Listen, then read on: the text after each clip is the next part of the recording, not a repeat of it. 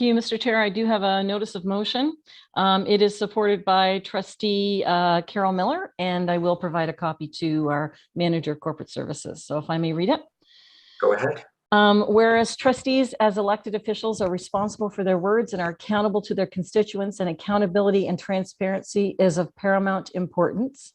And whereas families, members of the public, and staff have indicated their appreciation to be able to access meetings after they have occurred. And whereas since the pandemic, we have experienced the value of having our meetings recorded and live streamed. And whereas we understand that new processes will need to be developed to guide this new practice. And whereas the WRDSB has invested the funds and is in the process of ensuring that committee of the whole and board meetings will continue to be live streamed starting as soon as possible. It is recommended that staff prepare a report investigating the possibility for all committee of the whole and board meeting recordings to be made available on the WRDSB website for future viewing, and that a retention schedule be developed to guide this practice, and that until trustees can discuss and a determination can be made, that all recordings be retained, and that if approved by the Board of Trustees, that a policy be developed to guide this practice. Go ahead, Student Trustee Soror. Thank you, Mr. Chair, and thank you, Trustee Watson.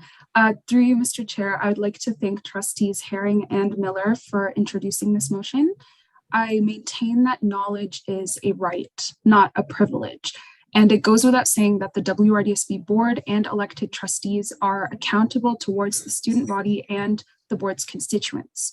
Transparency and accountability go hand in hand, and short of a full transcript of the meetings, summaries like the minutes rarely capture everything that happens in hours-long meetings, where the most critical issues and decisions pertaining to the student body throughout the school year and beyond are discussed and taken.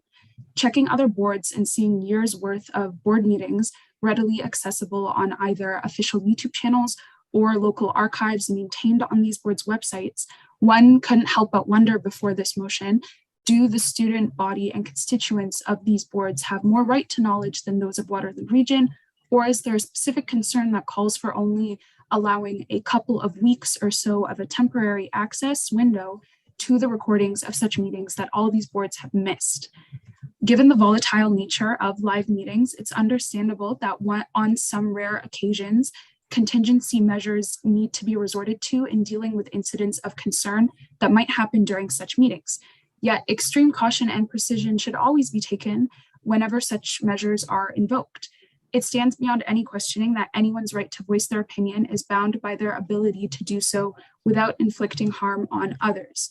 Yet withholding knowledge in an attempt to avert harm more often than not creates a void that is quickly filled with the very same, if not even more harmful narrative that such measures were meant to deal with.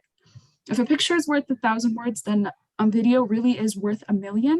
And as someone who continues to rely on these recordings as a vital way to get the student body engaged with the board's activities and student advocacy in general, I take great concern with the lack of a transparent, equitable, and consistent retention policy when it comes to board recordings, so board meeting recordings. So I will be voting in favor of this motion.